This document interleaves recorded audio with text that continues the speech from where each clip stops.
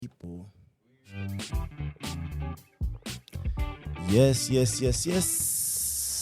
Thank you so much. Thank you so much for joining us. It's a beautiful day. And today, Africa's Talking Podcast, in collaboration with Impact Masters Podcasts, brought to you by MK or Michael Kemadi if you want. Amazing guest we have today. You can hear her from afar laughing. She is amazing. And today, we keep talking about Africa and African stories, bringing you Impact Masters. And today we're joined by the guest coming all the way from the land of Mzansi, South Africa if you want. So, before even we talk to our guest today, it's something that is amazing that is happening across Africa, the 54 countries, and they keep growing. I feel like we should just combine all of them and we have one continent that is united with one purpose and doing amazing stuff, especially in tech. I'm so selfish with this, especially in tech. Because the three things that remain constant across music, entertainment, and technology. So, today, we have Itumeleng Moagi, or Tumi Moagi, but she prefers to be called Tumi Oriako. She will tell us why, and I think we were talking earlier and she wanted, to understand how this goes, but I think also this is important for women who are making moves, the movers and shakers, and she's really big. To show you she's big, she's a co-founder at Invoice here and country head in South Africa at Africa's Talking. She's based in city of Johannesburg, Gauteng, South Africa. And she's done amazing stuff, especially with developers. She's so passionate about them, helping them, connecting them, give them free stuff to test their solutions, among as many other things that actually she does day to day. And I work closely with her, and I'm so excited from day one when I knew her, and I'm sure you guys are gonna be excited. So without further ado, without so much shenanigan, I wanna welcome Tumi Moagi. Tumi, how are you? I'm good. Oh my goodness, this is so exciting. Yeah. No, I mean, it is. Yeah, welcome. I'm glad that you find it exciting. Well done to you guys. Yeah. Congratulations. Thank you so much. This podcast is awesome. Yeah. And it's not just podcast, but also there is a video rolling, so you're gonna see her, see how beautiful she is. I'm trying not to get the camera. Guys, let me tell you something. If you see this video, you can say if she was looking good, because when I told her, okay, let's go and do some, but can I not prepare? I'm looking homely and all that. I'm like, the people you'll be talking to, they don't judge. So you can tell us all this. So Tumi, how are you? Very well. You're good? I'm so excited. At last you're doing honored. this. Yeah. I am honored to be invited to do this. Me too. I I'm am honored so that you honored. accepted the invite. I am so By excited. the way, guys, get what she told Should I me. pinch myself? This is what she said. Let me see what she said. And I love this to me. I really love this. Let me see quickly. Not the foul. Yeah. This is really good. Is that on Twitter? Yo, MK, let's do this. Where are you at? I'm like, that's amazing. I love that energy, and that's what actually changes things. If you don't know, that actually changes the dynamics of things. Yeah. So, to me, when we have these conversations, we like to know who you are, not just the stuff that is on a profile and the stuff like you like presenting to the corporate world. Like, who are you? Where were you born? What is it like? Where did you go to school? How was it? Things that actually someone, when they listen to you, they're like, that's me right now, or that's me 2 years ago, or that's me maybe, back in the day. Yes. And actually, I can be this, and I can be able to reach out and say, you know what, this is what is happening. Yeah. How can I figure that out and also figure it out? So tell us about you. That's never that's one question I don't know how to answer properly. Just answer. Yeah. I'm gonna give it a try. So I am known as Tumi Moagi. Yeah. But my full name is Itumeleng Moagi Oriako. So yes, I would say my business profile and my professional profile, I'm known more as Tumi Moagi. And at home, I am Tumi Oriaku. I'm a mother. Tumi Oriaku is a mother, a wife, I'm a giver. I take care of my family. I have 2 kids. Wow, that's beautiful. Yeah. So that is, and just before we started And recording, by the way, guys, these 2 kids look like Nelson Mandela. If you have a chance to see who they are, you'll either agree with me or just tell me you got your dream. But they resemble. Yeah.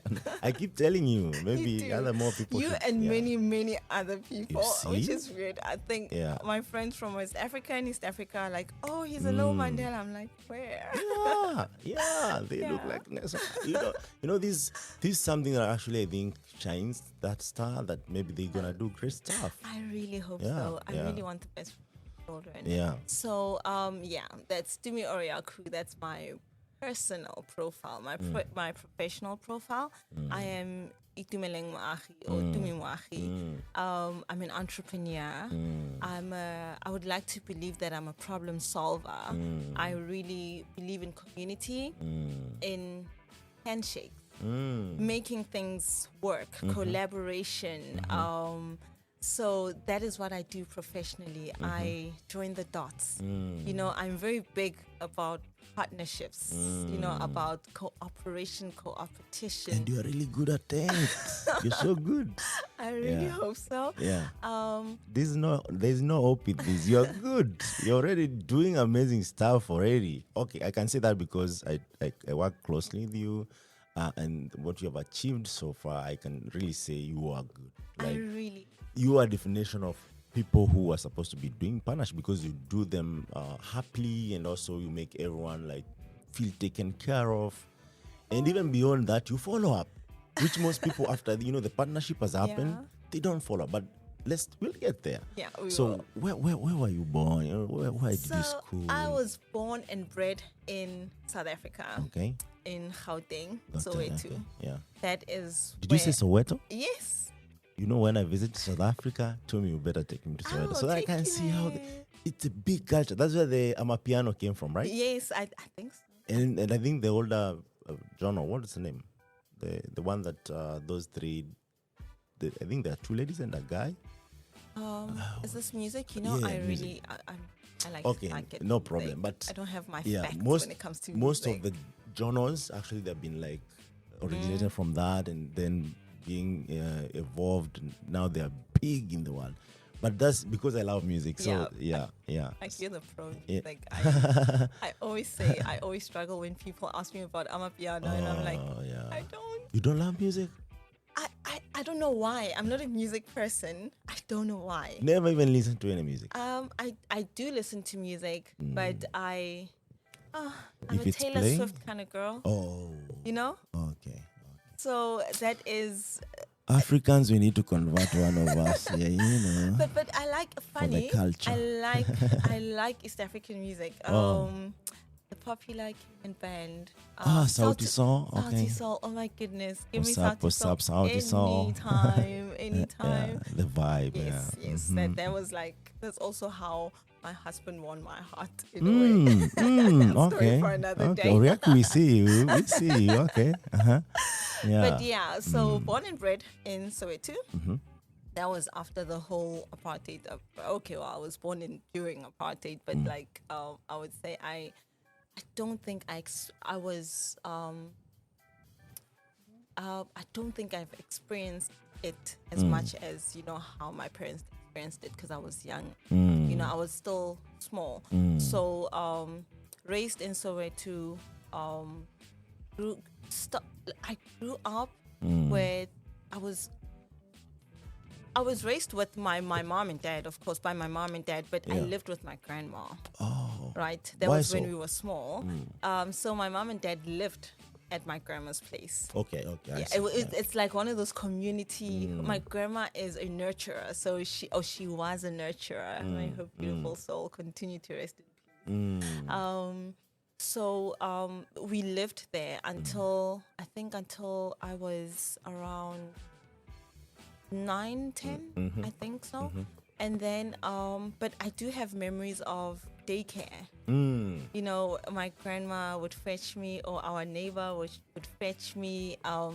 My mom would usually be at work. And funny, at that age, my dad was not around because he was a construction worker. And I guess this is the effects of apartheid. Oh, yeah. Where he would be working out of town, you know, to try to make ends meet. And I would only see him probably after 2 weeks. Yeah. He would come home every fortnight for a weekend and likes. Yeah. So that is my kindergarten memory. And then primary school, I went to I then started living with my parents after they had bought a house. Yeah. And I think also that memory reminds me, so that memory of primary school and stuff reminds me of community, and that's probably where it comes so naturally, you know, in the work. It reminds me of community because even our teachers at daycare knew our neighbors. So it's not like today where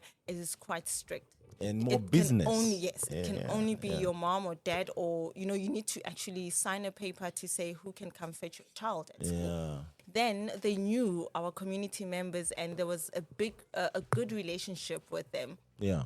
So that memory really attaches me to community. It reminds me. It gives me that feeling of exactly how community molded me, right? Yeah. And then moving to my parents' house, that taught me a lot about independence. Right, because my mom, I mean, I have very humble beginnings. You know, I'm not from a wealthy family and stuff, so I've seen my mom and dad work hard, and for peanuts. I've seen them sweat for peanuts, and that is why I'm saying I am grateful that now we're at the age, and this is why I love tech. I'm grateful that we're at the age where collaboration is the North Star of success, right? Yeah. Because I saw how my parents did it by themselves. Yeah. Was it more competition for them, or? No, it's just lack of opportunities. My mom at that time was a till packer. Yeah. My dad was a construction worker. Yeah. Right? My dad would come home fortnightly because he worked out of town. But that man worked so hard. He studied so hard. Did not get recognition. What? But he continued to work and work. It's not like he was a bricklayer or anything like that. Yeah. He's never been that. Yeah. He was always a safety and health officer. But because he was black, he could not get that job. He could not earn enough. He got the job, but he did not earn enough. Okay. And I've also been in a position where I work hard, work so hard. But my white boss told me, I want to promote you, but I can't. Because you're black and because you are young. I was 19 years old then. Because you're young. So, yeah, there's, you know, the effects of our country's history. There's so much you can do. Yes. She literally said it. I want to promote you because I can see your potential. Yeah. But our environment, it's not favorable for does that. not allow me to do that. What? You know? So I'm assuming my dad went through the same thing. You know? And this is you at 19. Now you can imagine maybe during apartheid and, you know, all these other things that are going on in South Africa. This is me at my first job, yes. Oh my God. So, so I think the working hard thing, I got that from my parents because I've seen how they struggled for peanuts. Yes, yes. And we were so poor, I didn't know how we're going to get out of poverty.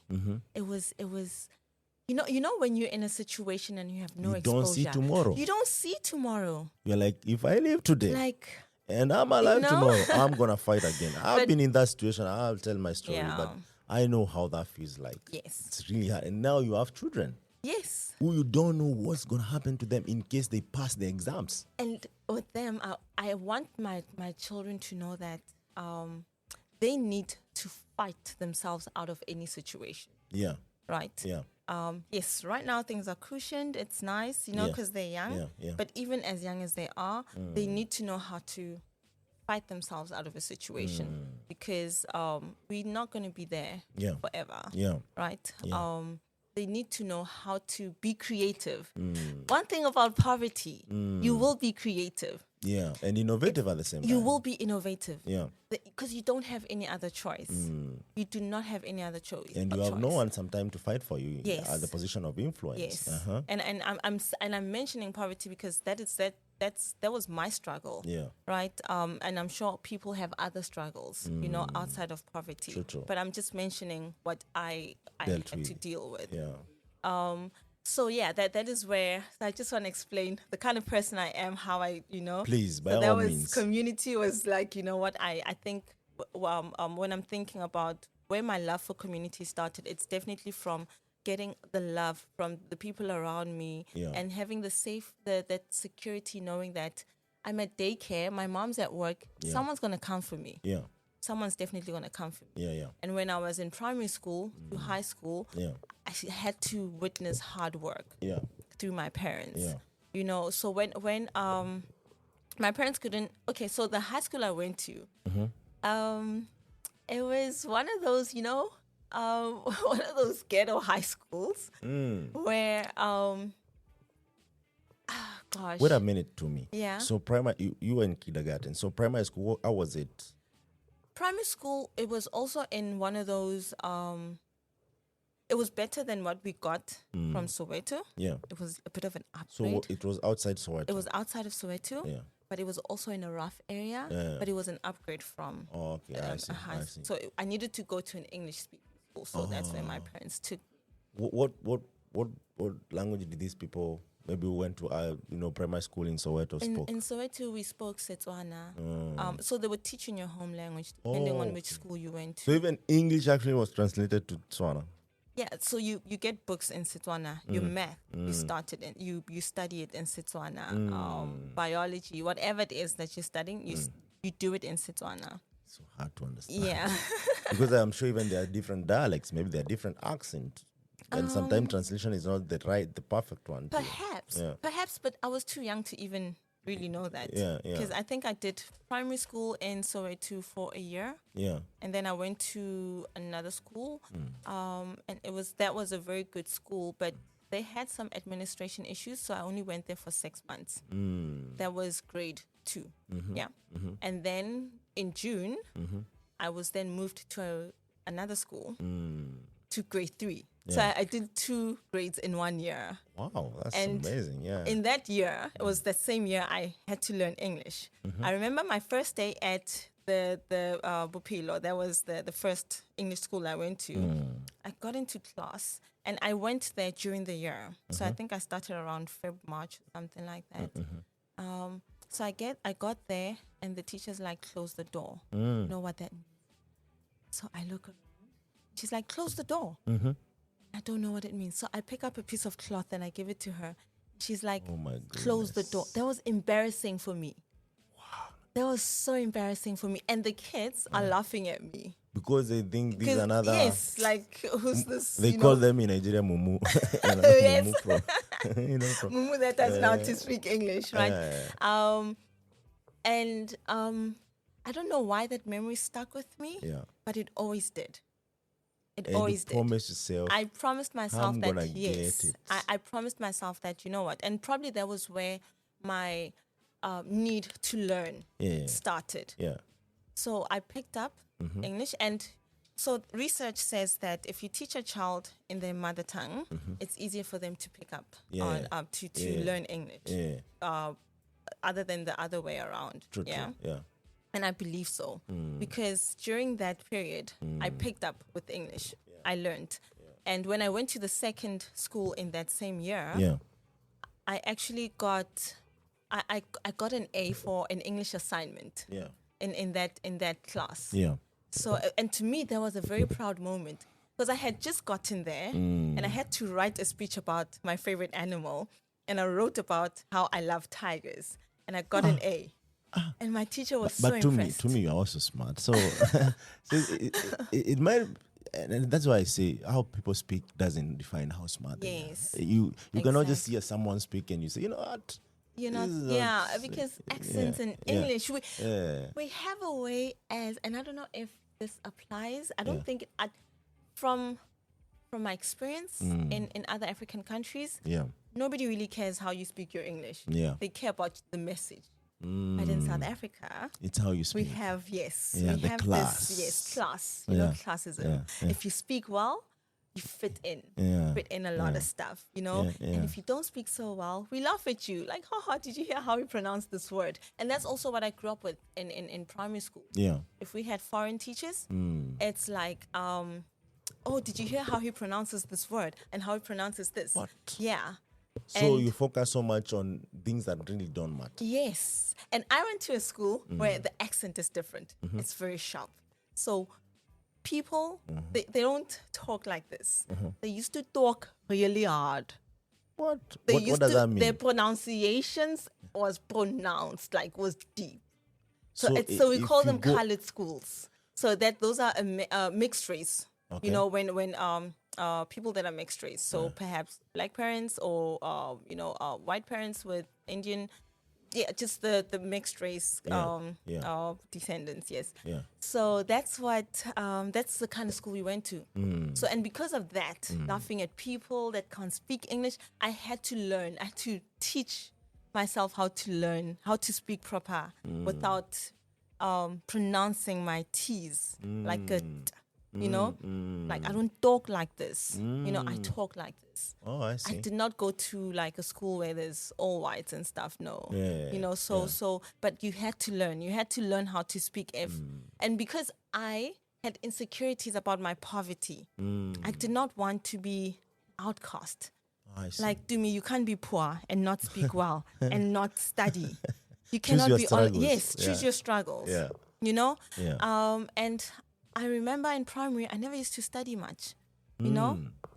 I never used to study. I didn't like it.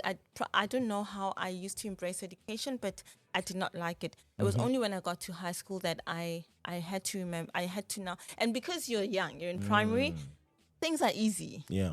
Right? It's easy to pass. Yeah. But then it only hit me when I got to tertiary that, no, I need to focus. Yeah. You know, I need to fight for myself. Yeah. And that also contributed from like, a bit of bullying. Yeah. You know, so in primary school, were you bullied? Yes. How? We had, some guys in our class that he would just come and just take my stuff, push Just me like that? around. You don't matter here. Yes, I would report him to the teachers. But nothing will happen. Nothing happens. I report him to my dad. On days when my dad is able to come to school, he would come. Yeah. But I think bullying has something to do with how people are also raised because they don't care. They These feel kids always don't care. powerful more than, This guy used to what can you take do? my pens all the time and I would tell him, I'm going to tell my dad. Yeah. And he's like, your dad's going to come to school for a pen. You know? I thought about it like, That's so he's kinda traumatizing right. for a little girl. Like, he's kind of right. I'm sending my dad to the school for a pen. Yeah. I need to find a way to fight for myself. Yeah. And I found a way to build a relationship with my bully. That was the only way it could work for me. Okay. That was the only way. I think I still remember his name. That's His where name was partnerships Ashley. comes in. Okay, no worries. Yeah, go ahead. I think that was the only way I could build a relationship with him. So if he took my pen, I'd be like, take it. Have another one. You can have it. You know? And now he started to come to me when he lost his pencil, like, yo, Moagi, can I borrow your pencil? Moagi, I'm going to take it. I you know, like how you're speaking that. yeah. I'm like, take it, Ashley. Yeah. You can have it, Yeah, you know? yeah. And that so it doesn't mean that he stopped. I still feared him a little bit, but I you didn't needed show to- him. Yeah. This time I was like, I'm not going to show him I fear him. I'm just going to build that relationship so I'm not vulnerable. Yeah. Right? Yeah. High school, I still got bullied. Okay. I liked my bully this time. Yeah. She was bigger than me. I was so scrawny. I was tight. I was skinny. Yeah. So every time she would chase me around a classroom, I would go under the tables. And she can't go under the tables because she's bigger than me. Yeah. You know? But I also learned how to use humor to cover up for myself, to learn, to teach myself how to protect myself. Yeah. You know, so that's when the bullying subsided. I think the one thing that taught me how to build relationships was that my friends would laugh at me when I was getting bullied. They couldn't help. Yes. They would couldn't laugh. speak. I remember I once had a friend that I thought she was my best friend. Yeah. And she would always laugh at me when I'm getting bullied. Yeah. And that's when I was like, I need to monitor the friends I make, the relationships I build. And I need to learn to detach from whatever it is that is wrong. I just have to, it's okay. Put a block and, Yes, move on. I'm not going to be liked by anyone. Yeah. But whoever likes me, I will give. I will give. Yeah. And perhaps that also speaks about why it's so easy to work so hard in a community. Because even though I'm not a developer, I will attend a hackathon with ease and mentor the devs, provide assistance where needed. And if there's technical assistance needed, then I would direct you to the right person. True. To say, let me link you to this person, he's going to sort you out. Yeah. And now with that kind of a relationship building skill, people actually find comfort in with coming to you and ask for help. Yeah. Because you know how to sort their problems out. You might not be the person that's going to sort it out, but you are the person that links them. That connects them to what they need. Yeah. I think maybe that's what made me the person I am today. All the little struggles that I had to go through and understanding or finding smart ways, if I may put it that way, and finding smart ways to leave or to get out of a struggle. Yeah. So you joined that. This is high school. That's why you in primary school. You're bullied. High school, were you also bullied? Yeah, first few years. And then now you go to tertiary education. Was it the same case, or everyone was focusing on like, do I make something out of myself? So I think another reason why I was bullied was because I was always the weirdo. What do you mean? So you see how people like music, people like this, people like that. I don't know. I was always like, sort of like the outcast, laid back. Yes. When everyone is sharing, what's cool, what's happening, you're just... Yeah, I'm not. I'm not the one in a group of, like in a group and in a deep and conversation and cliques, stuff. No, I'm not in cliques. Yeah. I could never do cliques. Yeah. I'm always probably the kid that's walking alone. Yeah. Yeah. But everyone knows you and they like you. But I'm just the one walking by myself. Didn't have a clique. So even in tertiary, I had a group of friends, but I was always the one that would laugh at the most. You don't drink, you don't party, you don't, you just like school.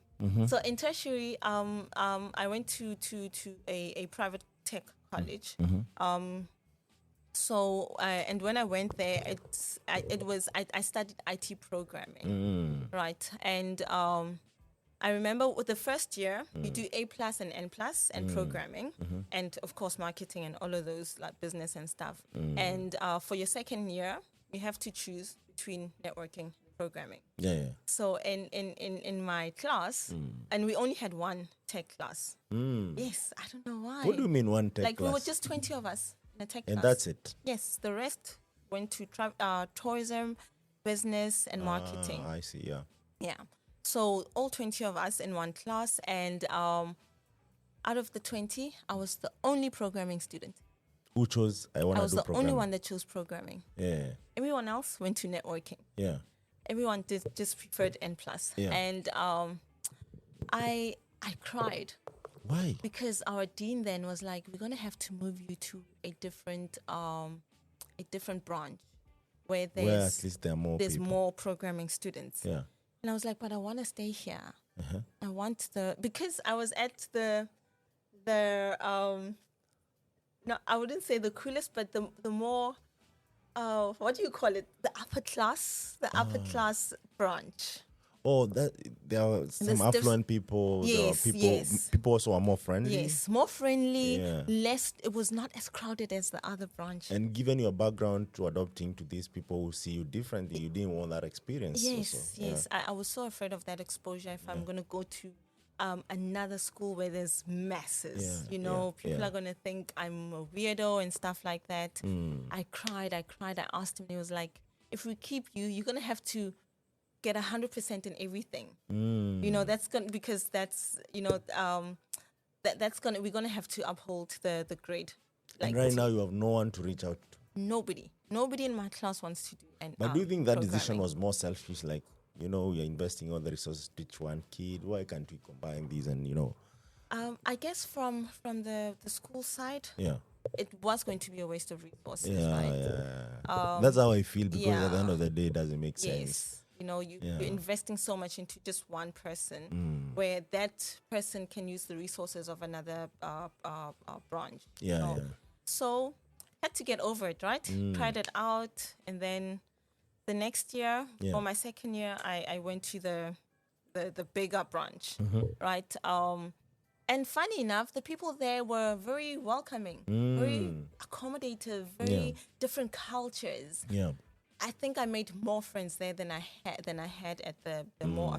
Were there more girls in that other side? There were a little bit more girls than there were in the first branch. Oh, I see. But you know why?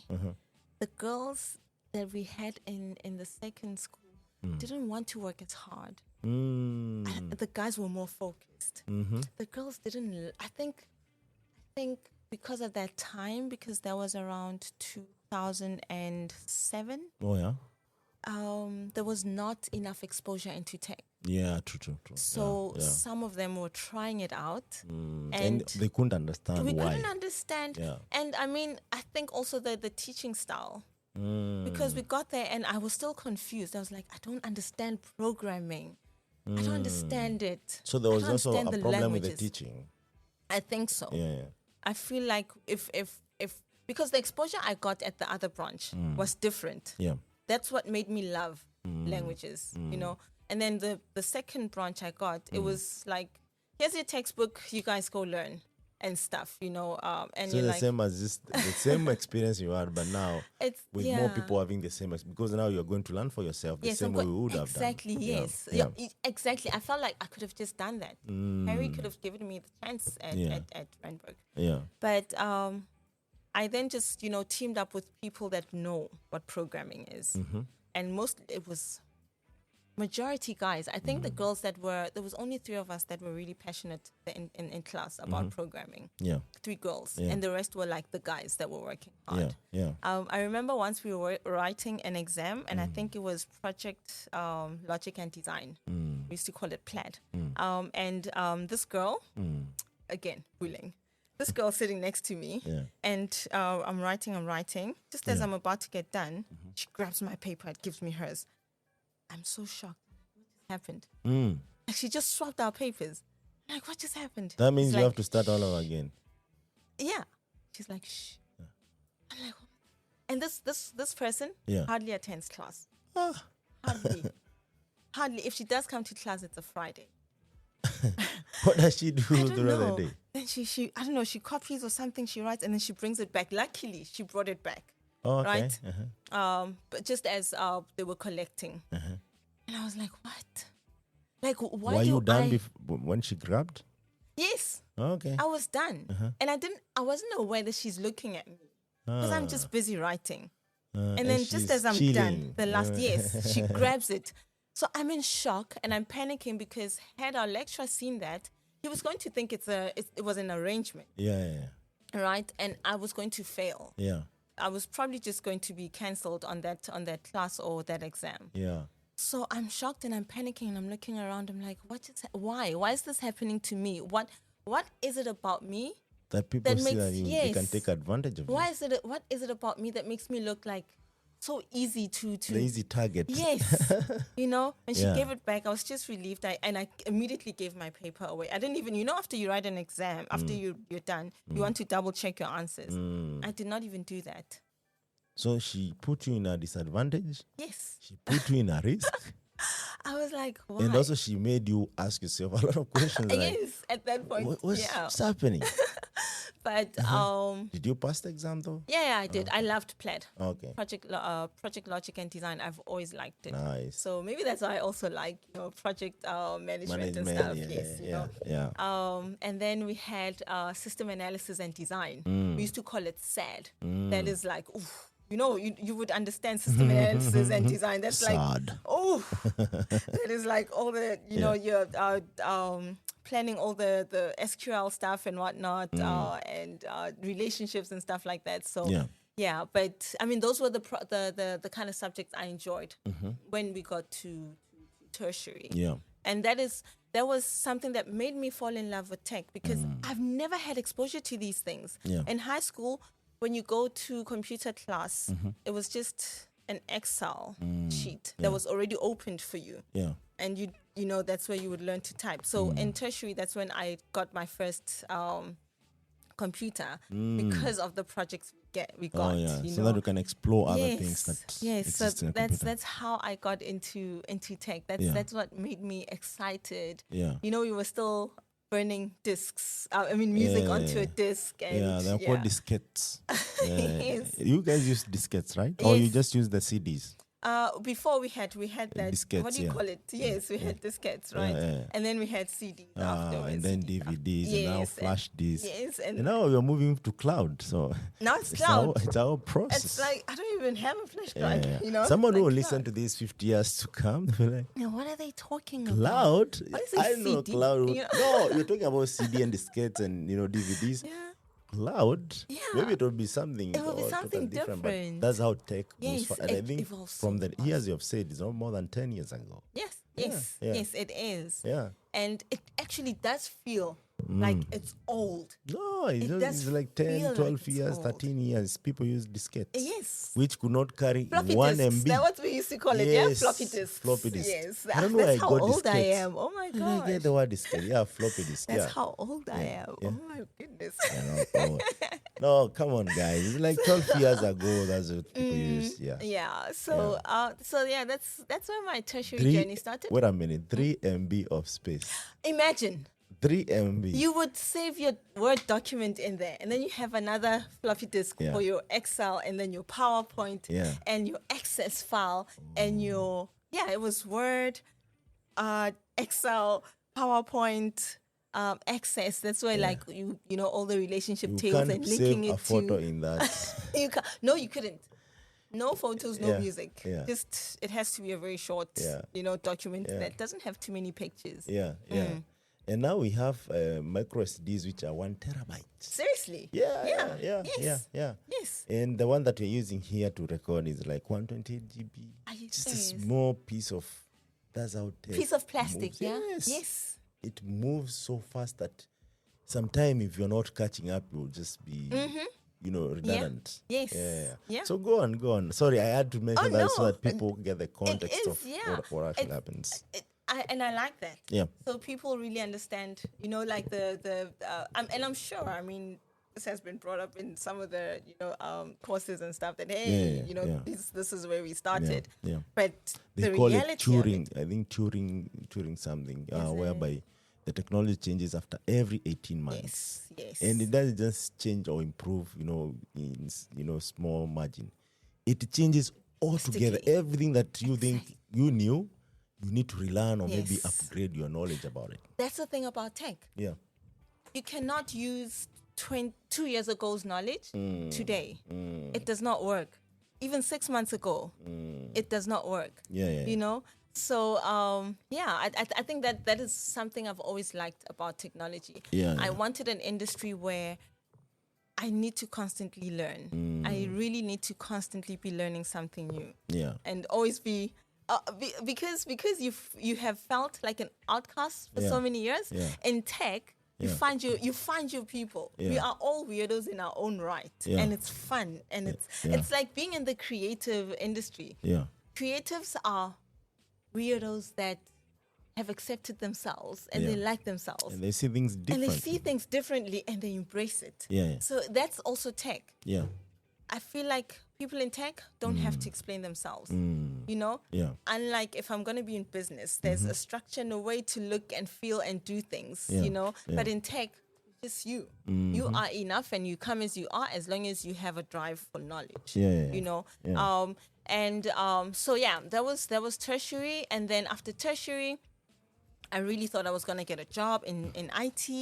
I was excited, but also economic pressures. Okay. There's pressure to find a job because you can't just be at home and try to find a job. It doesn't work. Yeah. So I found a job at a media monitoring company. Okay. And we did media analysis.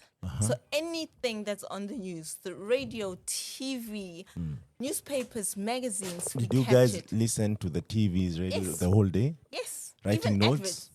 Adverts. Even adverts. Were you writing notes or recording? Okay, so there's different departments. Okay. There's print, there's broadcast, right? Print, there's newspapers and magazines. In those, there's daily newspapers, there's weekly magazines, monthly magazines, business, animals, all the different types. So there's different types of customers, right? And they will tell you, I'm getting mentioned in this particular newspaper, and so you need to tell them on which page they got mentioned, and you need to show them a clip of the article, and you need to measure the worth of that article, financial worth. Yes, we used to. So you have to it's write called a the whole report. advertising value equivalent. So if you were to place an ad on that paper, on that same page, on that same spot, it would be worth this amount. Why was this important? This is for PR. So public relation officers Yeah. use it to know the worth of their brand, right? If you want to know what is Africa's Talking's worth, you know, and I tell you, you guys got featured in 5 front page newspaper. I mean, in 5 front pages of a newspaper, a daily newspaper that is read by 5 million people in the country, and then so that matters. Yeah. That detail matters to the PR managers. It's like quantifying what value you'll get Yes, if you advertise. if you with were us. to advertise, what is the value of that particular? Do you think that's still a thing, or is just It's still a thing. Okay. Media monitoring companies still exist. Yeah. It's just that things are different now because everything is online. Yeah. You know, and now we're looking at a click per second. Yeah. We're looking at different kind of metrics instead of print. Even though you still have print papers, but people don't really read hard copies as much as they would read an article online. Yeah. And by the time you get a hard copy, it's old news. Yeah. Right, Yeah. and you don't frame hard copies anymore. These newspapers I'm telling you about in 2008 It and used 9, to be a big thing. you would cut it. They would frame it if it was good news. We were news. The big telcos, you frame it. You know, yes, it means something to them, and the executive members. They want that piece of information before even they wake up in the morning. You know how we wake up and the first thing we want is Twitter or this and that? Yeah. That was the first item they want. I want to know what the world is saying about my business, because then I need to have a response before 8 a.m. You know, before So you monitor each and every. every article. We used to monitor. So how many dailies did you read in before midday? Oh gosh, in Joburg alone, I think we had over 7 to 13 days. And how many were you? Whoa, the company was big. No, the guys who just read these dailies. Oh, there would be around 12 people. Oh, okay. So at least 2 each or 3 each. So yes, 2 each. So and remember, you're looking for different things. Yeah. You have people that are reading for the banks, people that are reading for the telcos, people that are reading for community. Did you do this overnight? Now that you said, the CEO when he wakes up, he knows. They what start at 4:30. 4:30 a.m. Just You like have to radio. be in the office. It's like how radio morning shows work. Yes. You have to be there, maybe do your research after a while. No, this is the story tomorrow. Yes, exactly. Wow. The print monitors, Yeah. they come to work around. So the newspapers, if they drop them off at 3 a.m., Yeah. the print monitors have to be there. Yeah. And this was the days of scanning stuff. Now the print papers are available. The fax age. The Guys, scanning machines. There was these huge, yeah. super expensive scanning machines. Yeah. They would scan the newspapers into these for OCR. Yeah, so that it's faster for the readers to punch in the keywords and find our customers if you want to be fast, right? So that I by see. 8 a.m. we have all your coverage. Yeah. And then you also have the broadcast people that would be listening to the 8 a.m. news. 5 minutes. Yeah. 5 minutes after they mention you, we have to send you an SMS to say, just 5 minutes ago, they mentioned you. And they say and they're ABCD. saying this and this. What do you wanna So you say? must respond now, because broadcast is as live as online, right? If I call the radio station, I'm not This is complaining news to me. about Like, the I never president. knew this Yeah. exists. I'm complaining about the president of Kenya, the presidential spokesperson Or press. or Yeah. press or anyone has to the presidential spokesperson has to have a response within 5 minutes. Yeah, I know this actually happens with the president, Yeah. because at the end of the day, that's how they know what is going on, Yes, where and everything. yes. But I never knew companies actually are these articulate Yeah. about how they mention, Yes, when they're mentioned, yes, where they're mentioned. Yes, and it matters where you are mentioned too. Yeah. If you're mentioned in some station that's full of propaganda, they don't really care. They don't even have to respond. Don't worry But about that. the prominent ones, the big stations, the ones that the matter. ones that where business people go, because that's where the investors are. Yeah, Right. yeah. Then you want good press. Yeah. Right, then that's where they would have to make sure you're always on the ball with these stations. And then you had the analysts. The analysts are the people that go through the items that we've been monitoring for a certain period of time. Some companies wanted their monitoring, analysis every week, every bi-weekly, every month, and every quarter. Yeah. The motoring industry, they wanted every month. What? They want to know if they're launching a new product, a new model. Yeah. They will be on their watch. Every week they need to know who are the magazines that are reporting about their cars, who are the reviewers of their cars, what are they saying. If they paid someone to review it, they need to know that those people got press coverage or broadcast coverage, and it needs to be analyzed, because they need to take that back to their leaders to say, South Africa is saying this about this German car. Yes. So this is even overseas kind of conversation that is happening on the real time. It influences. And let me ask this to even me, international brands like fashion brands. Yeah. We used to do precise monitoring for them. Yeah. I can't mention brands, of For course, sure, but you would be surprised at the kind of brands that we were, the ones that you would pay high prices to just get a bag. Yeah. What They are want, people talking they want about their these press. things? Yes, we got mention in South Africa on this particular magazine, and you need to measure it. You need to measure the article, tell them what And it's where was worth, it placed? what that mention is worth, Yeah. and they take it back to the head office to say, this is what they're saying in South Africa about us. This is how much the store is making. So we need to push these kind of products to the SA market. Yeah, yeah. So do you understand where? Yeah. So Was this one of like top PR, organization in South Africa? yes, Oh, okay. that one was the biggest and the best. Do you think also that also informed how, we have most of the stores, most of the companies opening in South Africa, or this was just, Yes, I think media monitoring just did influence a lot of growth in particular markets. yeah. Because, like you said, that exposure. Yeah. They want to monitor that exposure To so see that if it's worth it, yes, if they open. yes, yeah, to yeah. know whether it is actually worth an investment or not. Yeah, yeah. One of the biggest. I remember I used to do everyday reporting and analysis for one of the biggest millers in SA. Flour And- miller? Huh? What kind of miller? No, beer. Oh, beer Yes, mill. Okay. yes, beer Okay. millers. Yeah. And brewery. It was a brewery. Yeah. And so they would report every morning to London to say this is what's happening down in SA. And there was so much investment flown Coming down. from London. Yes, coming Yeah. from London Yeah. to SA because because of that coverage, because of that exposure. Yeah. It grew them. Yeah. It grew them so much. Yeah. Yeah. To me, this is really interesting because I'm learning so many things at the same time. And I'm sure anyone who will listen to this, will learn this. Yeah.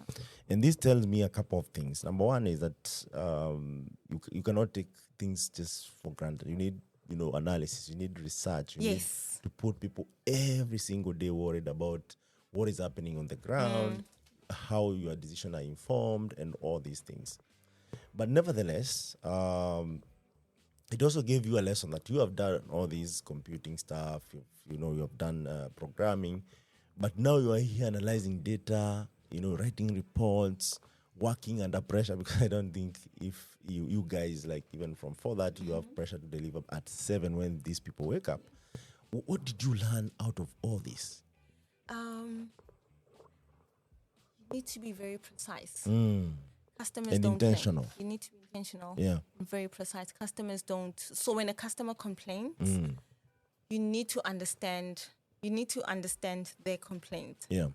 to you, it might be, come on, I missed an article. It was just one article out of 50 that I give you. But to them, that one article means so much to them. Yeah. It has business influence. Attention to detail. Attention to detail. You need to be very precise. Yeah. I also learned to work hard. Yeah. So when I was in that company, I used to work with people that have been in the company for more than 5 years, and they haven't been promoted. Because? And they did not mind. I don't know why.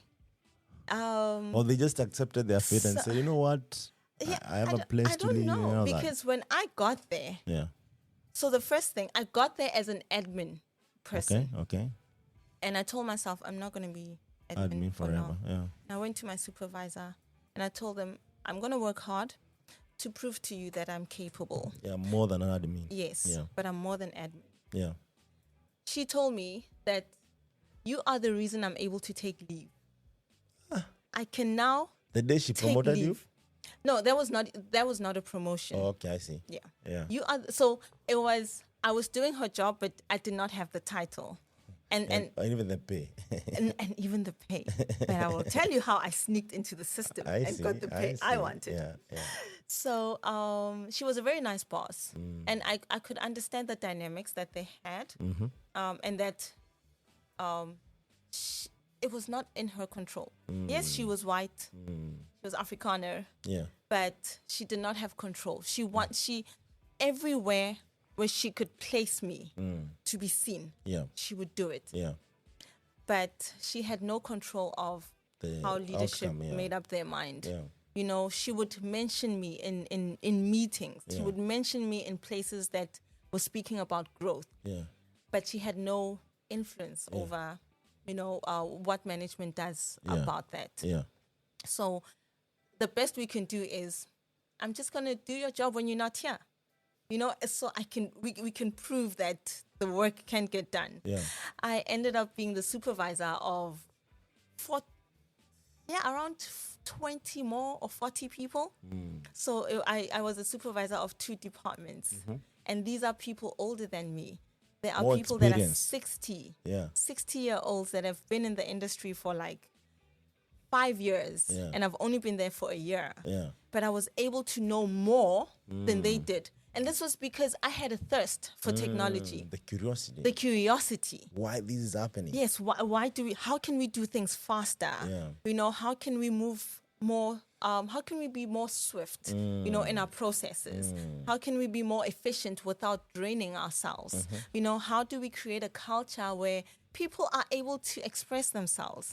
And I would get feedback, from the people I'm supervising that, wow, since we are under your leadership, things are more. Yes, the more pay fun, might be the same. Yeah. The frustrations might be the same because we're still monitoring, but there's job security. Like we feel like we belong. You come to work and you're not thinking anything negative about your boss and stuff like that. And that, to me, that was rewarding. That was very rewarding. Even beyond the pay, even beyond the title. And because I couldn't get the pay I wanted and grow the way I wanted, I then started building relationships with my customers. Nice. Right? Nice. Because I need recognition. I need to be known in the industry. Right? That if you want something done, Tumi can get it done for you. So that is how I also got some exposure. Unfortunately, that company got liquidated because of bad leadership. What? Yes. It got liquidated. When you were working there? Yes. 1 year down the line? It was 2 years. 2 years down the line. 2.5 There's no more company. So what do you do at this point? Oof. It was too much Going pressure. through liquidation is, when you find out about liquidation, or the way we found out, it was sudden. I hope it's not in the news that you peruse every. No. It was before Twitter got smarter, smarter than us. We just once had a company meeting and they're like, "Yo, there's no money. Well, we're liquidating the company." Wow. And just like that. Yeah, and you're in denial, right? You're like, no. Maybe these are pulling out. And they're also sounding hopeful. Oh, we're speaking to this bank and this bank. Maybe they will invest and whatnot. And this is done. It's not going to happen. And now you're looking at unions. Now there's unions coming to you guys telling you, oh, we can help you, get a severance package. We can help you with this, with that. Yeah. And you invest so much of your energy into these conversations, hoping to get something out of it, and you don't. Yeah. To me, that reminded me of poverty. What? It reminded me that everything can be taken away from everything can be taken away from you. And you cannot recover. Yes. And when you are the most vulnerable, that's when you get now leeches coming to you and saying, I can change you, do this, Force do offs. that. Yes. Yeah. Everyone, let's go left, Yeah. let's go right, let's go up. I remember we once went to Pretoria and we were waiting the whole day for, I don't know who from the union was supposed to come and do what, or update us about when our packages are coming out, or what they had said to management. But we waited there, a lot of us, all blacks, and nobody came. Or if they came, probably they didn't give anything substantial. And I was like, I'm not doing this again. I wasted a day where I could have been job hunting. Yes. I do not do these. And how far is it from, what was this? Is this Cape Town? Or? No, this is Pretoria. Pretoria and Joburg is like close to 60 kilometers. So that's like 1 hour. 1 hour and a drive, half, yes. Yeah. Okay. And you're using public transport, so it becomes more than an hour. Okay, yeah. It's like 2 hours. So it's like a matatu to Joburg can take you 45 minutes. A matatu to Pretoria will take you an hour and 10 minutes. All these places are close by? Yes, if you drive, you get to Joburg in 20 minutes. If you're driving to Pretoria, you get there in an hour or in like 40 minutes. Depends on how you're driving. I see, yeah. So, but because you're using a matatu, of course, trust me, you have no control of how things are happening here. Yeah, so it takes you like 2 hours to go and attend an empty meeting, and so that struggle just taught me, I'm not going back to poverty. Yeah. And then one of the ladies that we used to work with was like, hey, I just spoke to some of my contacts, and I'm just going to open my own media monitoring company. Do you want to come work for me? I was like, yeah, sure. Yeah. Went to work for her. Why not? Unfortunately, it didn't work out because also work culture is a thing, and energies did not match there. Our work culture was clashing. Yeah. So I left. Yeah. And when I left, I was like, let's start my own. So I got a business partner. We started our own. Actually, he was the one who's like, hey, let's do this. So we did it. And it was good. It was profitable. What was this business? It was media analysis as well. Okay. Media monitoring and analysis. Okay. It was good, profitable. I liked it. Yeah. It was, I think to date, it was still my favorite business because I was young. I could do anything to explore. Too hungry to learn. I was hungry and I was angry things. Because I don't want to go back to poverty. Yeah. I had to cash out on all my insurance to feed money into this business, right? Okay, the business didn't work out, but not because of lack of customers. I had very good, lucrative customers, and I would share a little bit of what I learned from one of my customers there. But it didn't work out because of, again, you need to be careful. True. When you start a business, you need to choose your founders or your co-founders carefully, because that affects the business. That affects the growth of the business. The vision I had for the business was different to what my business partner had at the time. And I was more tech focused. I really yearned for tech. This was the time where Twitter was now becoming popular, where you could find news on Twitter before press and stuff like that. And I was like, no, man, we need to move. Social media monitoring is now becoming a big thing. It's no longer just broadcast and print. But then, the president didn't believe the same, and then I was like, I'm out. Because I'm not growing. It's my own business. It is my own business. I love it. I love it because I get to make my own money. I'm my own boss. I get to hire people and we work together and we enjoy working together. But you're changing lives. Yes, but it's not working out. I'm not growing, right? Yes, I've got control, but I'm not growing. True. I went to my competitor. I told him, look, I'm leaving. I'm leaving. That sounds funny, but it's not. So you go to your competitor to finish your own business. Like, guys. No, not to finish. Were you that pissed or? No. So, no. You wanted to make a point? It was not out of anger. I went to my competitor and I told them, we're struggling with social media monitoring. You guys are doing good at it. And we could partner. But then when I go back to communicate this to my business partner, They won't be he's happy. like, what? Yeah. You want us to work together with our competitors? Oh, I see. You understand? And I'm like, there's a thing called co-opetition. You sign, there's a contract you sign where there's certain boundaries that your competitor cannot cross. It's more of a partnership It's than a competition. yes, it's a partnership. Yeah. They cannot approach your customers. You cannot approach theirs. We do not poach each other's customers. We work together. We grow each other. Yeah. Like, nope, he's not doing any of that. Yeah. But then, so that's when I felt like, it's not going to work. And another thing that pushed me out of this, that showed me I was not going to work, we had a big customer. I cannot mention names, right? But one of the, I cannot mention names. It's but okay. Yeah. we had a big customer, like one of the top agencies in South Africa was our customer. Yeah. And so we were starting to underperform because now they're getting so much coverage and we are limited with stuff. And I can only do so much, right? And we need to upgrade our technology and. Yeah. So they call me. They call me into a boardroom. Yeah. My client, Kavelo is his name. He grilled me. He told me, Tumi, I know you can do this, but I cannot stay with you guys if you keep messing up. Yeah. I cannot keep convincing the CEO that we need to continue with you guys, because to her, she doesn't understand. Yeah. If these youngsters are incompetent, find another company. Yeah. Go hire It's a white more agency organized, that's more organized. Yeah. That hurts me. Yeah. Because first of all, this is my competency we're talking about and my business. I don't want to be seen as clumsy. Yeah. And I know what the customer was talking about because I was seeing the loopholes. They were growing and we were not growing with them. Yeah. We were not growing with our customers. Didn't you have enough resources so well. or what happened? We were running out of resources because technology keeps evolving. Technology and they're doing keeps things evolving. the old way. Yes, and we're you're doing stuck things that our infrastructure was now outdated. there. Right? Yeah. We needed to invest. And it would not have made sense for me to seek for investment to pull back because, again, my vision and my co-founder's vision was not the same.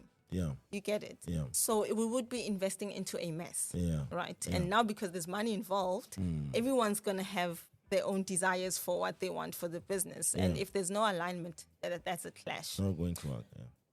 I wanted to cry in that boardroom. My voice was shaky as I was talking. Yeah. Tears were almost coming out of my eyes. But I knew I needed that tough love. Yeah. When I left, my customer walked out with me, and he was like, "You do understand that tough love." I was like, "I get it, Yeah. and I appreciate it." Yeah. And that was also how I knew I had to leave, because I'm now tarnishing You're not my going brand. to take it anymore. Exactly, and I'm tarnishing my own brand. Yeah. Yeah. My own professional brand is now And you're getting built it tarnished. for some time, though. Yes, And then I went to my competitor. I told them, look, it's not working out for me. I know I'm the co-founder, but I'm not growing there. And I told them, all the reasons why I feel I'm not growing. Yeah. And they did understand that I'm not sharing information.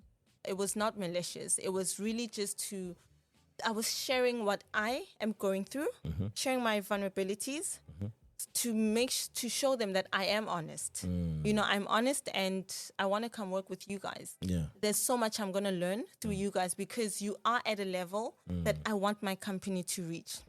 But I am leaving. The only condition was that, okay, I cannot work for them and run the company, of course. Yeah. So I left. Yeah.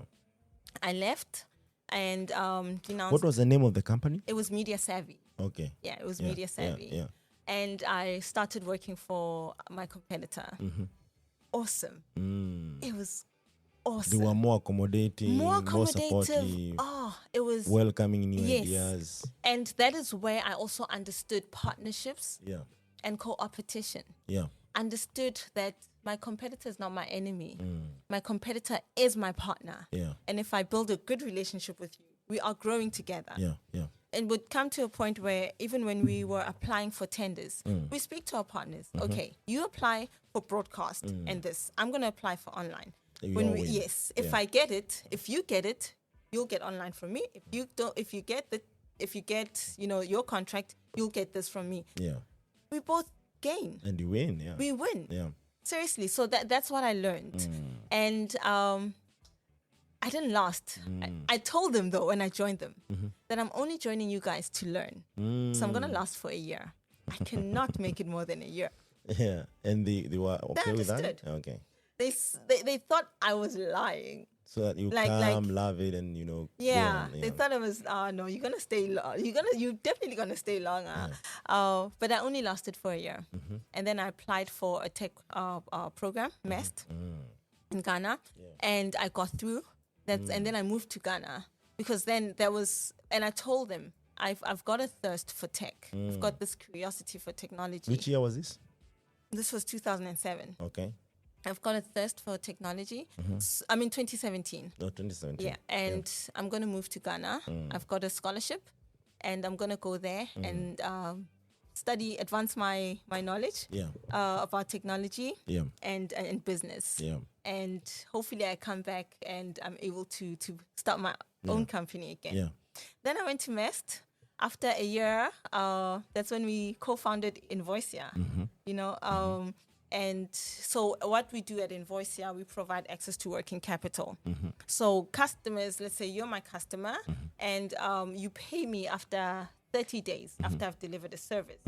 Right? And you have other customers that you need to serve. Yeah. But because you've got this bulk of money locked with me, and if you wait 30 days, you're going to lose, with your next supply. Yeah. We advance you a loan against your invoice, so that you can go on with other business. Yeah. And then when your customer pays, when your customer pays, You're able to pay. you're able and to all pay that, back. Yes. Yeah. Right. So that's Is there interest involved? yes. Yeah. So we used to charge like 5% interest, Okay, right, on that's your fair, yeah, invoice. Yes. So and that works. Did you have like upper bound, lower bound, whatever, that you can't ask more than these?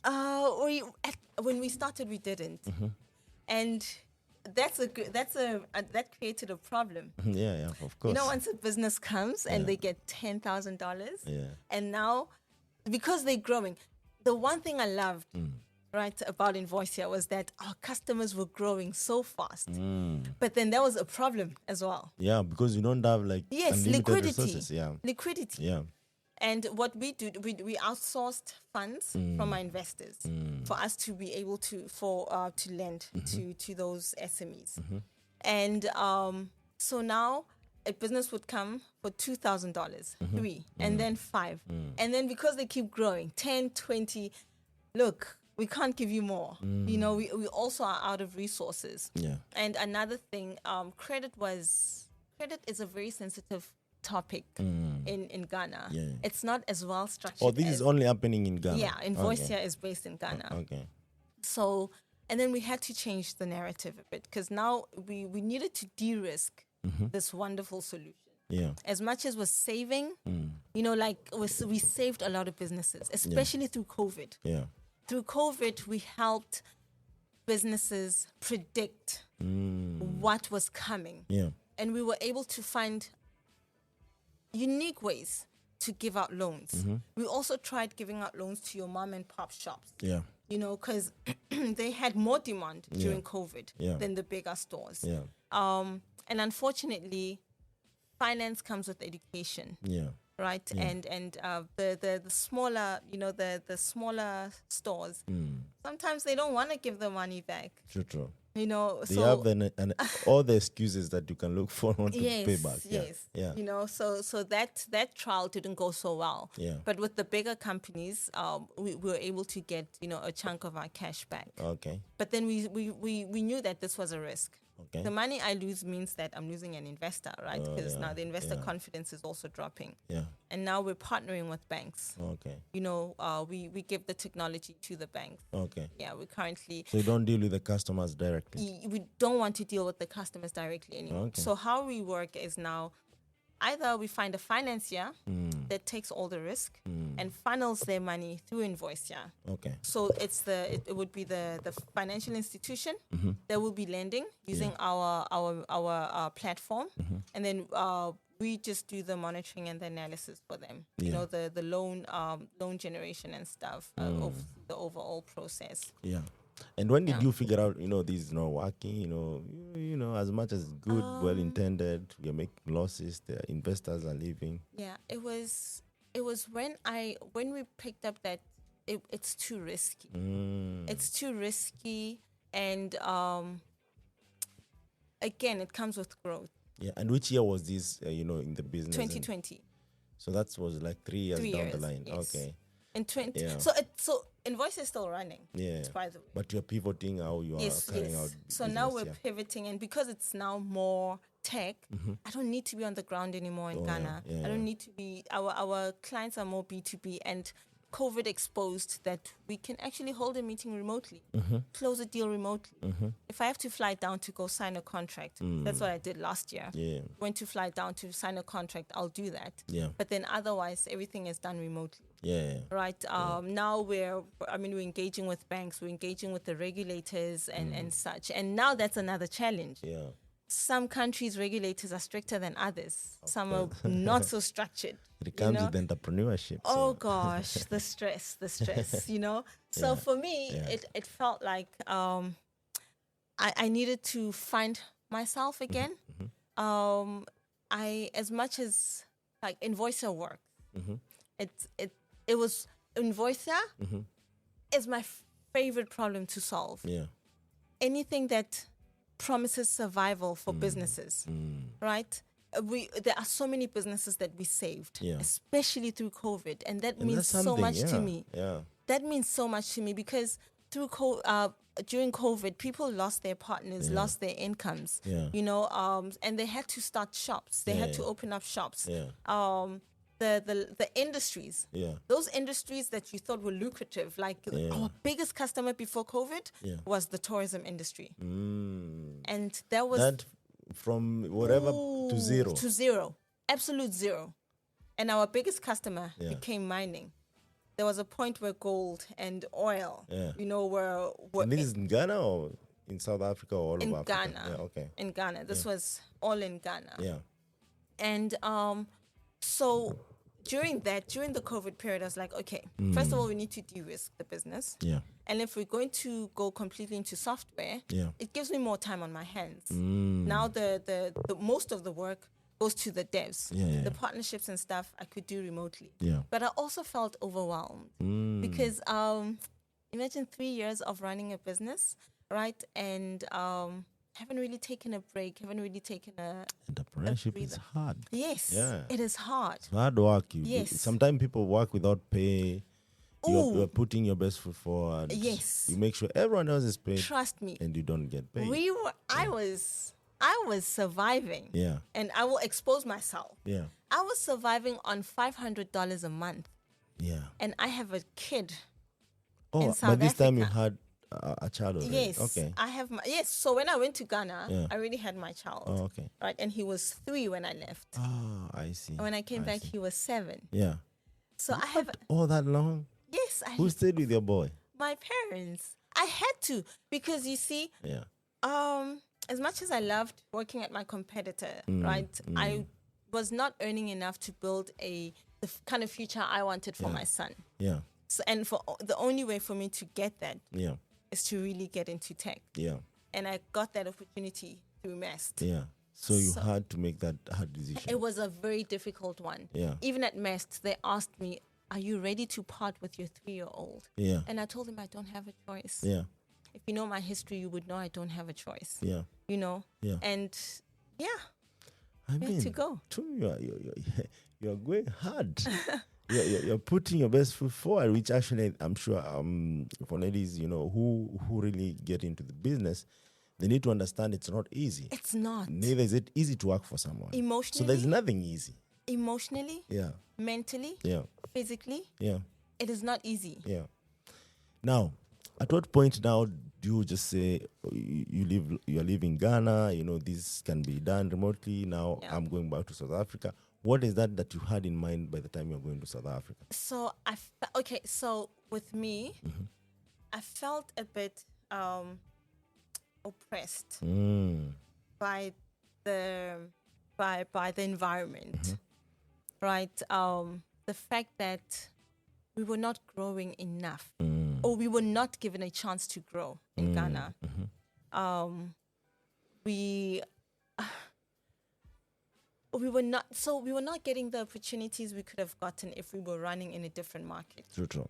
So Right. you feel like South Africa is more we could have well placed trust for me, this. even if we come to South Africa today, even if we come to Kenya, because I was also looking into partnerships in Kenya, we would grow faster than what we did in Ghana. 10 times, 20 times, 10 5 times? Okay. 10 times more than what we are doing. You know, so the market there was not that receptive for this idea. No, it was because credit is not respected. You know? I see.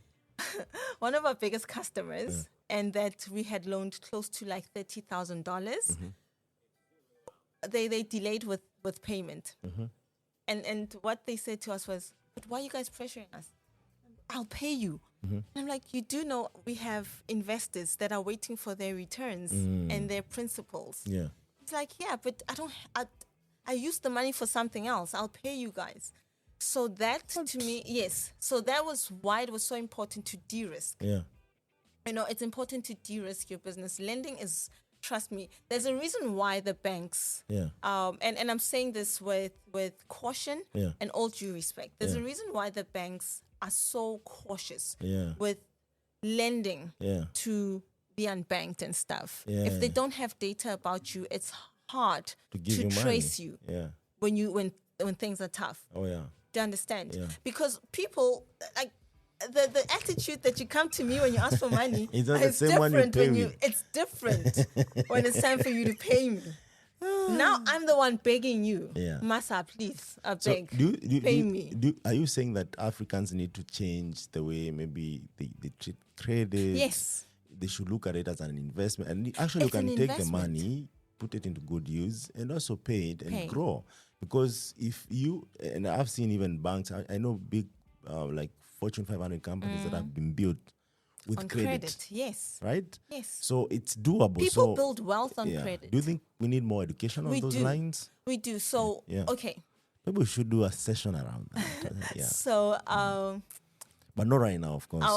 My financial advisor used to tell me that mostly, or my then financial advisor when I had one, he used to say that mostly black people get dumb credit. What's that? So you can buy food on credit, you can buy a car on credit, you can buy clothes on credit. So I can wear this. Liabilities. Yes, I can wear this for 6 months and still be paying for it. 20 rands every month. month. By the time you're done, it's worn out. No longer. By the time I'm done eating my food, I have debt. I have to go pay, you know? Yeah. So there is no much value in that There's no value in that credit. Yeah, that makes a lot of sense. Yes, and that is how you start building a negative relationship with that credit. You also become a reckless spender because you don't know the value of credit. Meanwhile, and this used to happen in SA where credit rates for blacks and whites are different, right? So the whites would get a particular rate, or they would get access to particular credit, like housing and stuff, and the blacks wouldn't. You know, so we get all the dumb stuff like, you can buy a car on credit, you can do this, you know, all the liabilities.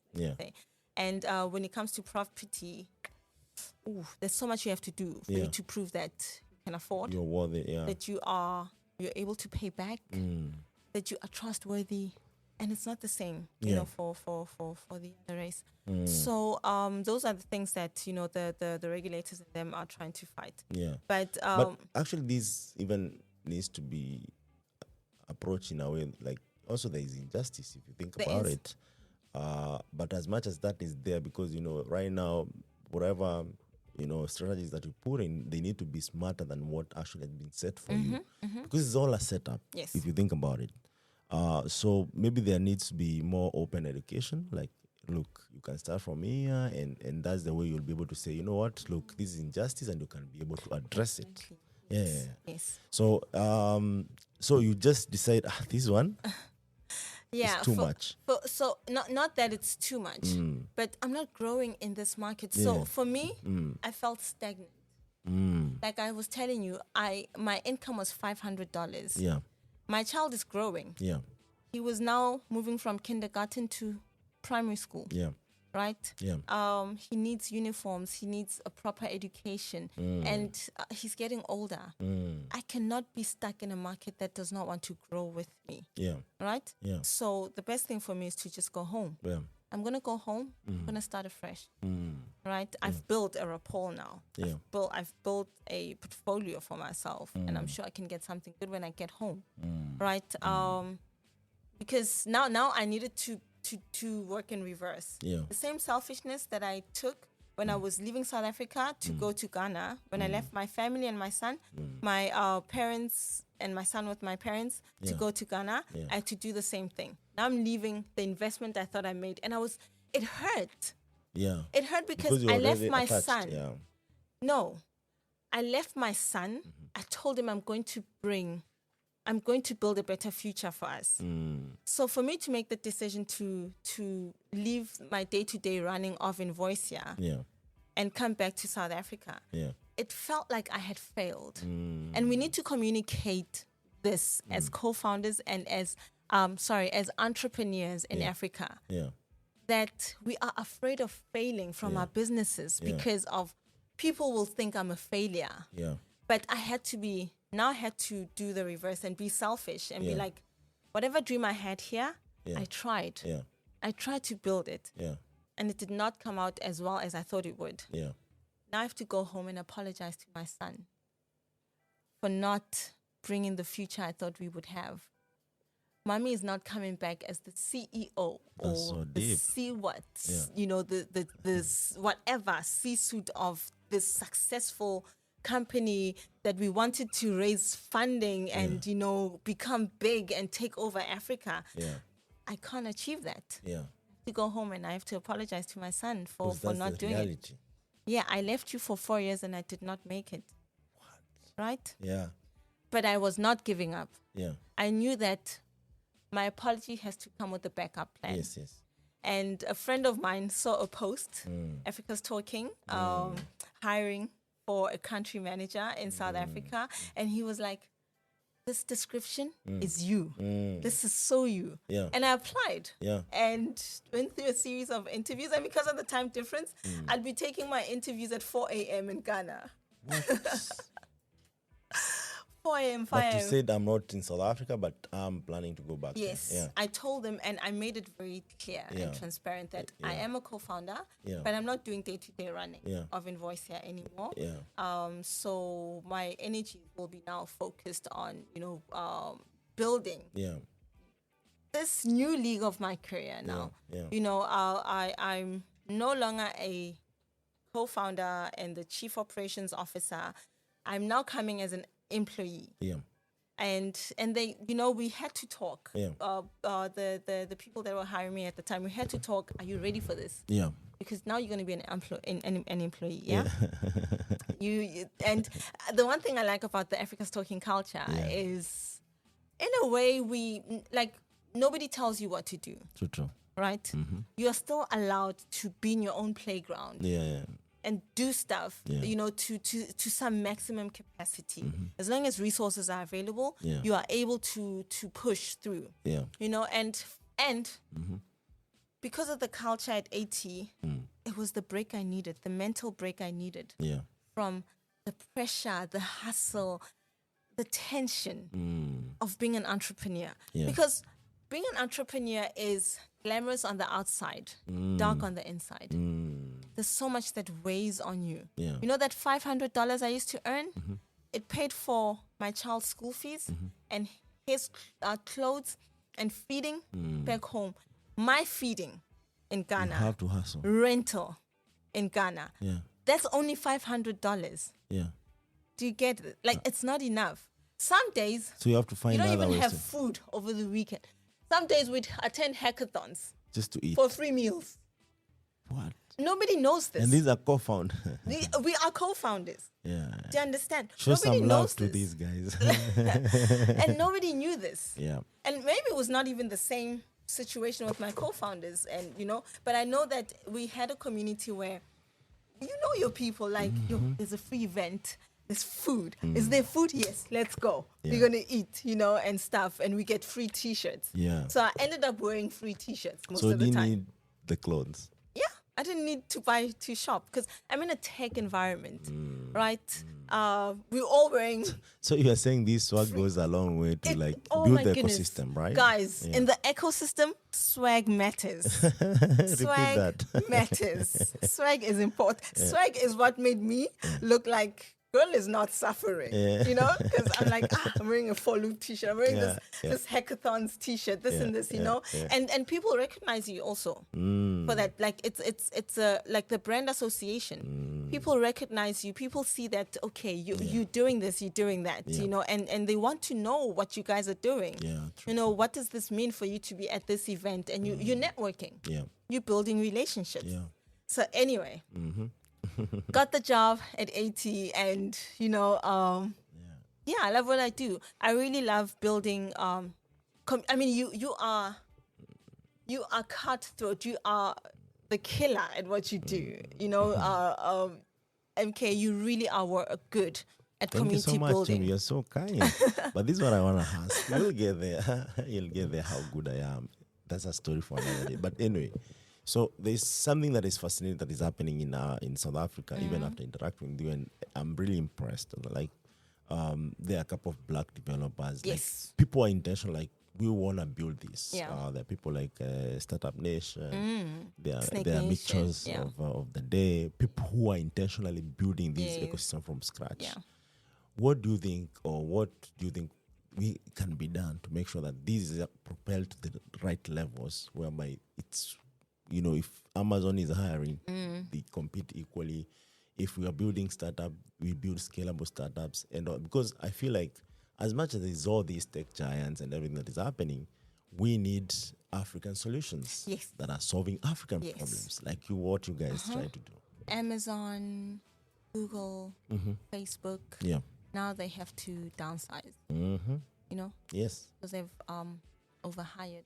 Yes, who are getting fired fast. Of course. Of course. It's obvious, yeah. Ghana office was closed. Sorry, guys. If you listen to Sorry, this, maybe guys. 2011, 2100 years, once upon a time, Twitter opened Ghana office, the first one in Africa. And now that it was acquired by our African from South Africa, Elon Musk, he decided, you know what, I'm cutting. And I don't Fired blame a him. lot, Maybe it's a strategy that I need to cut some workforce that I don't feel like they're bringing value to the company. But unfortunately, our new Ghana office, Africa, we're calling it Africa Twitter office, was the first one that is supposed to be closed completely by 1st December 2022. So can you imagine all of the people? An office that was opened by the Ghanaian president. Okay, if by this time, if you're listening to this and you're one Africa, you used to have 54 countries with boundaries with different presidents. I want to put that in context because I feel like I don't want know. us to touch on that actually, Yes. especially when it comes to Exactly. So, the president opened this office. Yeah. It was so pride moment for Ghana and Ghana ecosystem. It's getting closed. Yeah. Yeah. It's sad. So, please, by all means. Was about now what is needed. Yeah. You asked what is needed in the South African market, and I want to answer it more in a context. Yeah. Yeah. For sure, because what works in South Africa, I can assure it will It work can in work, 54 yes. countries. If they replicate, it can work. Yeah, and there's one good thing that happened that I'll share afterwards if you don't mention it. Oh, I love good news. Yeah. Okay, so, yes, I was saying that, the big three that we mentioned are now downsizing. Yeah. Right. Yeah. And what we need are solutions, like you said, for Africa. Yeah. Solutions that address Africa's problems. Yeah. Yeah. And these are supposed to be built by us, The Africans. the Africans. Yes. Because look, if I'm going to build a solution about credit, it is because I have built a business that suffered with money, and I know the frustration of my customer. Yeah. And you work best when you understand the problem. Yeah. For AT to come about, they understand the problem of the developer. And 2G. And in 2G, yes. Yes, because when AT was building, there was no 3G, there was no prospectus of getting these networks. In 2G, Yeah. to understand. Yeah. So we understand our own problems, and only we can solve it the best way that is required, using the resources that are needed. Yeah. Right? So what the ecosystem requires, we need to empower the devs. Yeah. We need to make sure resources are available for the devs. Yeah. And this is done through communities. Yeah.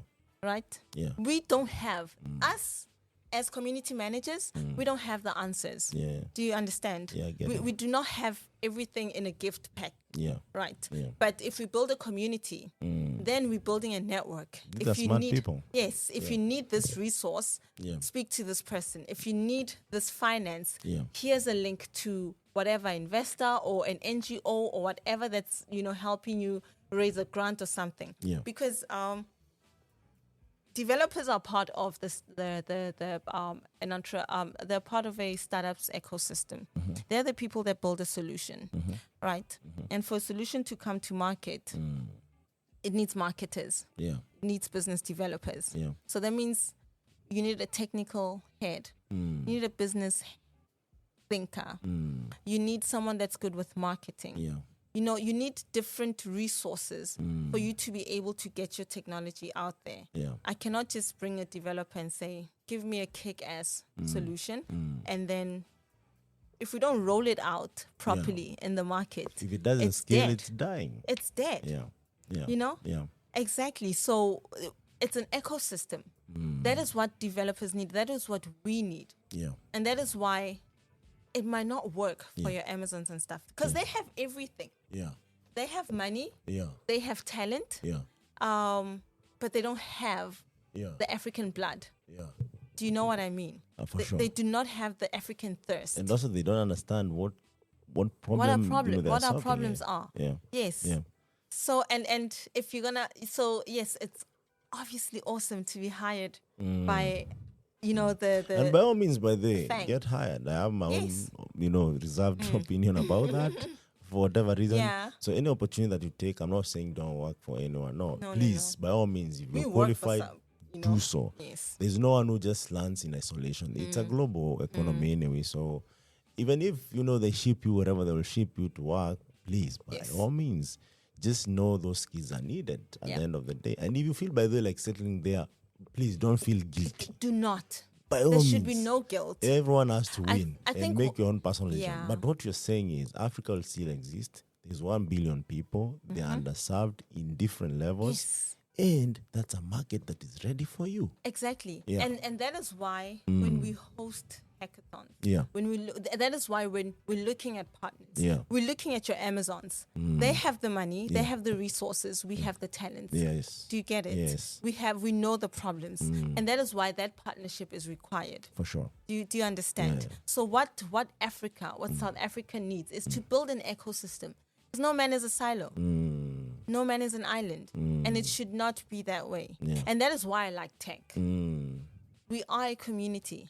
Developers are such a community. They always work together and they're always looking at ways in which they help each other grow. And the entry level actually is, I would say it's affordable. It is. Just need a laptop and a working computer. Look.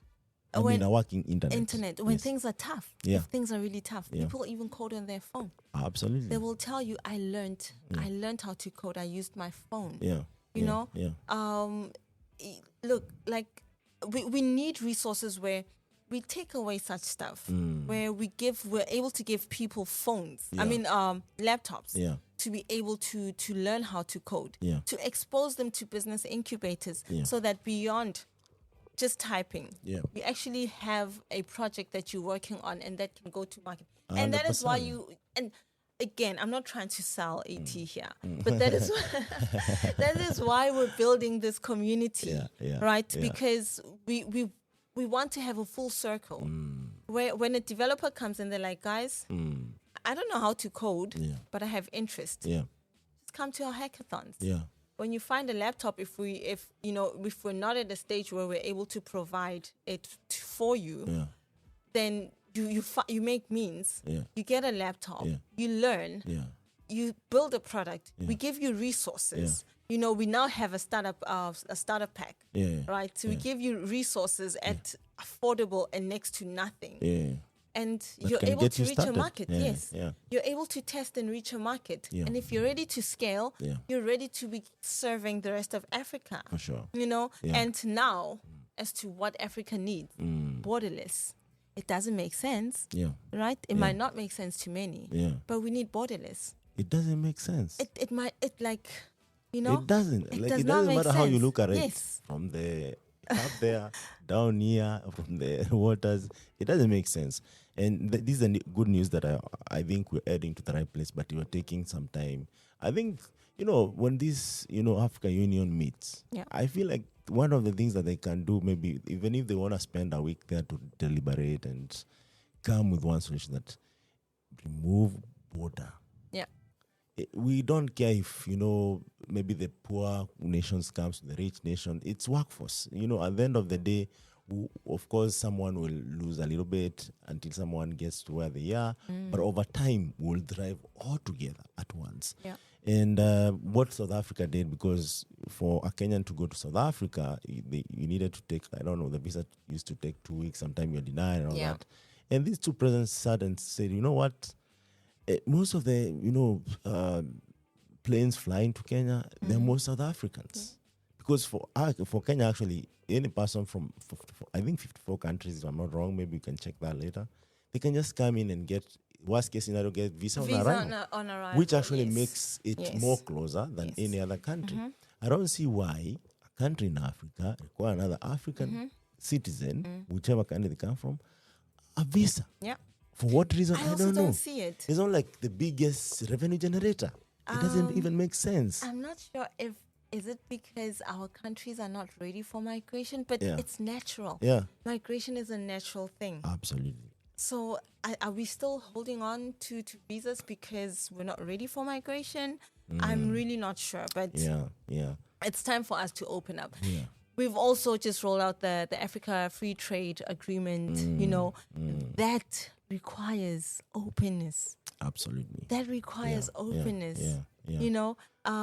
The technology, if we're going to look into advancing technology for Africa, Yeah. things like visas are not required.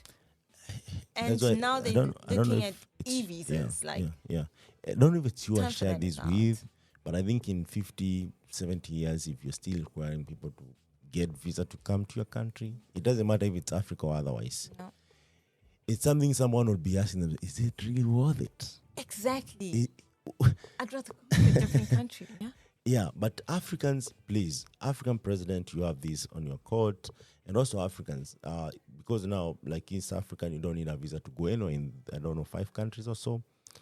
And now Ethiopia, actually, for the longest, Kenyans don't require a visa to go there.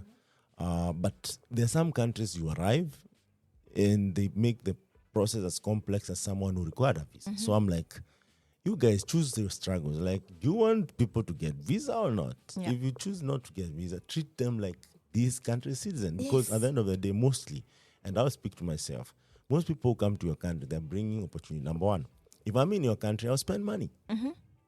And that alone means I'm bringing resources. Exactly. If you treat me well, I'll even spend more money. Yeah.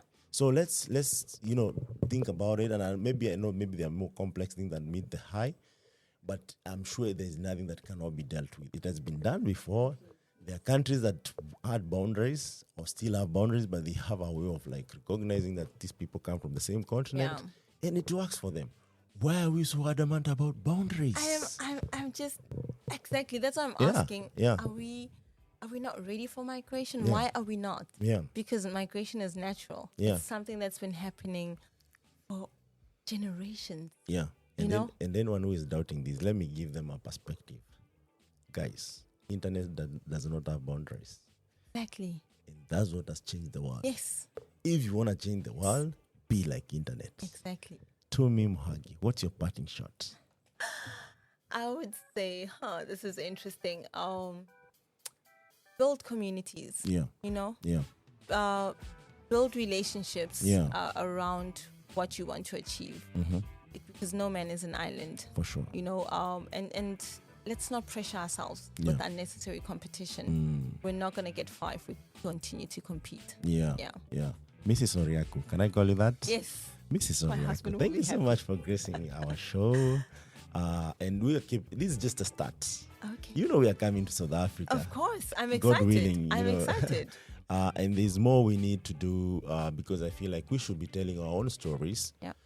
We should be authentic. We should be raw. We should be like, if someone listens to us, they say, those are Africans. I can relate to those guys. It's not something that is, being shaped to look like, we're trying to be like so-and-so, sound like so-and-so. And even also clear some of our childhood trauma where, we had to sound certain way. Yes. We have our own. Right now, Swahili is the widely spoken language in Africa, right? Yes. So there are several other things that actually has at this particular point can actually contribute to this and more. Without further ado,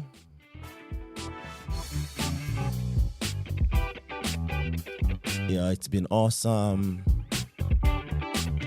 And again, this is Impact Masters Podcasts, brought to you by Impact Masters Media and Africa's Talking Podcasts.